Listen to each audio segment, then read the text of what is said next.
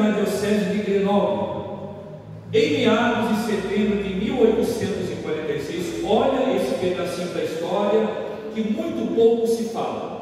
Um camponês de Ablandins, Pedro Selby, estava com um pastor adoentado.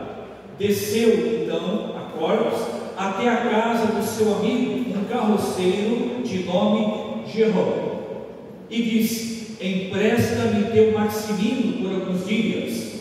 Maximino, moleque, estava ali para ajudar. Maximino, queres que ele vai te ajudar como pastor, para pastorear? Ele é responsável demais para tanto. Conversa vai, conversa vem.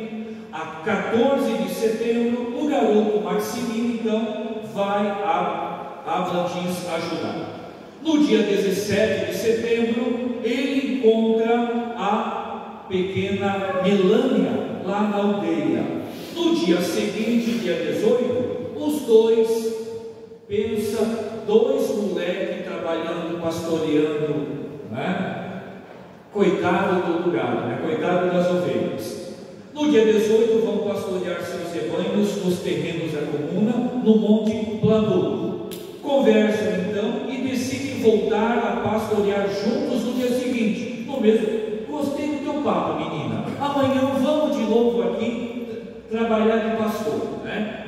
Boa coisa, né? O papo devia ser bom para os dois colegas estar de conversa. Então chega o sábado, para nós um dia bastante conhecido, 19 de setembro de 1846. Neste dia, bem cedo, as duas crianças sobem as ladeiras, o sol resplandecia sobre as pastagens. Meio-dia, no fundo do vale, o sino da igreja da aldeia toca na hora do Ângelus. Maximino e Melânia tornam a subir pelo vale até um lugar chamado Fonte dos Homens. Junto à fonte, comem pão e um pedaço de queijo.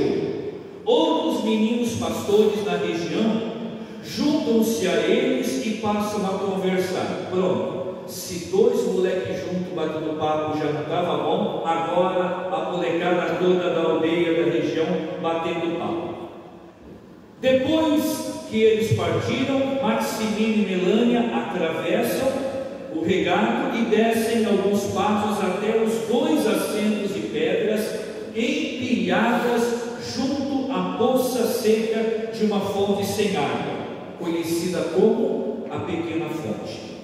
Contrariamente ao seu costume, olha como Deus age de formas misteriosas.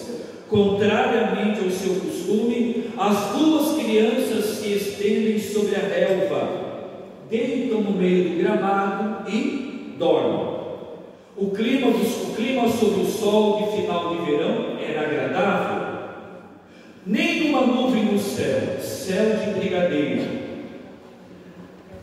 Bruscamente, Melânia acorda e sacode Maximino.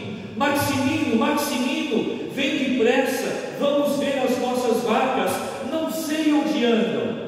Baita pastores, né? Barbaridade. Rapidamente sobem a ladeira oposta, voltando-se, tem diante de si toda a pradaria, as vacas lá estão ruminando calmamente. Graças a Deus, para a sorte dos dois, nenhuma se perdeu e não foram roubadas, né? Os dois pastores se tranquilizam. Melânia então começa a descer. No meio do caminho se detém imóvel e com susto deixa cair o cajado e diz: Maximino, olha lá aquele clarão. Junto à pequena fonte, sobre um dos assentos de pedra, um globo de fogo. É como se o sol tivesse caído lá. No entanto, o sol continua brilhando num céu sem nuvens. Maximino corre gritando: onde está? Onde está? Melânia estende o dedo para o fundo do vale onde havia dormido. Maximino para perto dela, cheio de medo, e lhe diz: Segura o teu cajado, vai, eu seguro o meu, e lhe darei uma paulada se aquilo nos fizer qualquer coisa. Corajoso menino, mesmo no meio do pânico e do medo. O clarão se mexe, se agita, gira sobre si mesmo. As duas crianças faltam palavras para externar a impressão de vida que irradia esse globo de fogo. Uma mulher ali aparece sentada, a cabeça entre as mãos, os cotovelos sobre os joelhos, numa atitude profunda de beleza. Era a bela senhora, como eles definiram. Ela tinha na cabeça um diadema dourado que pisava sobre lindas flores que desapareceram quando ela foi embora. A senhora estava chorando e disse às crianças: vinde, meus filhos, não tenhais medo. Aqui, deixa eu fazer um recorte. Se você pegar a Bíblia, existe em toda a Bíblia 365 vezes a citação não tenha medo, não temais. É o mesmo número de dias que existe no ano. É como se Deus todo dia de manhã cedo, quando eu abro os olhos, falasse: meu filho, minha filha, não tenha medo, levanta dessa cama, vai, porque eu estou contigo. E Nossa Senhora fala isso. Coincidência ou não, aquele Papa que consagrou o seu pontificado a Nossa Senhora, um tal de João Paulo II, não sei se vocês conheceram, né? Ele falava muitas vezes: não tenham medo. É muito de Nossa Senhora isso, né? Vinde, meus filhos, não tenhais medo. Eu estou aqui para contar uma grande novidade.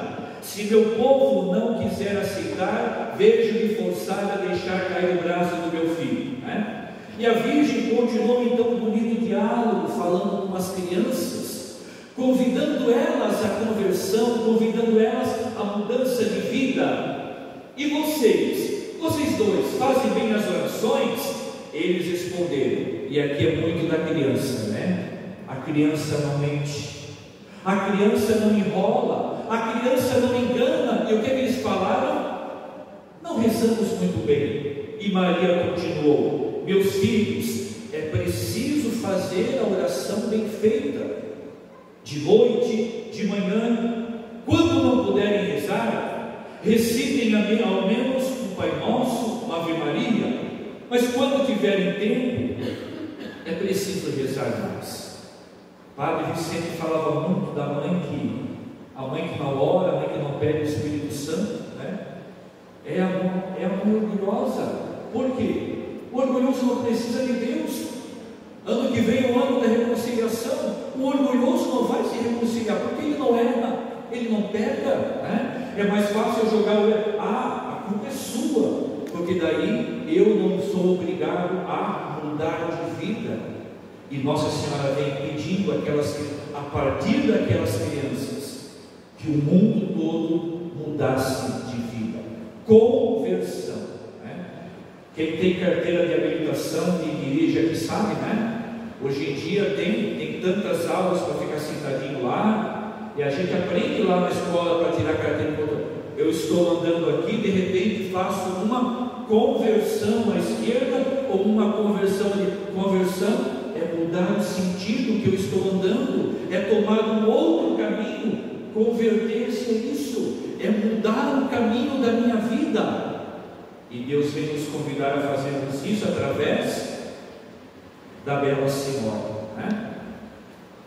E ela fala, e é engraçado como Maria, igualzinho a Jesus nos Evangelhos, ela usa o quê? Elementos do dia a dia daquele povo, elementos que aquele povo entende direitinho, para poder compreender o que Deus quer falar. Os que conduzem os carros de boi não o fazem sem abusar do nome do meu filho, né? Se a colheita se estraga, não é senão por vossa causa. Bem vou mostrei no ano passado com a colheita das batatas, e não fizestes caso. Ao contrário, quando encontráveis estragadas, era então que em bom tom de revolta pronunciáveis no nome do meu Filho. E quantas vezes nós fazemos isso, né? Culpamos a Deus de todas as coisas erradas que acontecem conosco, com nossa família, quando o único que não tem culpa de nada é justamente o Senhor. E Ele nos ama tanto, que no século, de 3 séculos atrás para cá, Deus nos ama tanto que mandou para a humanidade a mãe em Lourdes, a mãe em Fátima, a mãe em Aparecida, a mãe em Guadalupe, e muito perto de nós, no nosso coração, a mãe de La Salete, nos convidar à conversão.